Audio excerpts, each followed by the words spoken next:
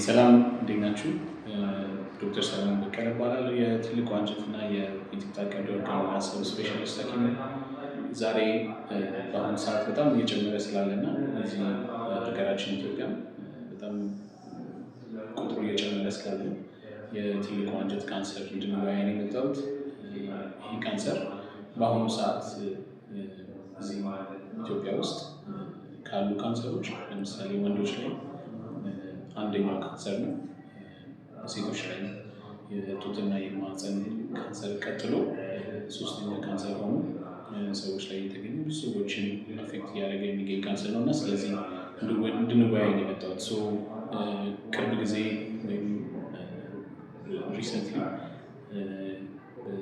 ሰገራ ደም ቀላቅሎ መታየት፣ የአንጀት ባህሪ መቀየር እና ቁርጠት መምጣት፣ እነዚህ አይነት ምልክቶች ያለባቸው ሰዎች ካላችሁ ይህ ቪዲዮ ይጠቅማቸዋል። አብራችሁ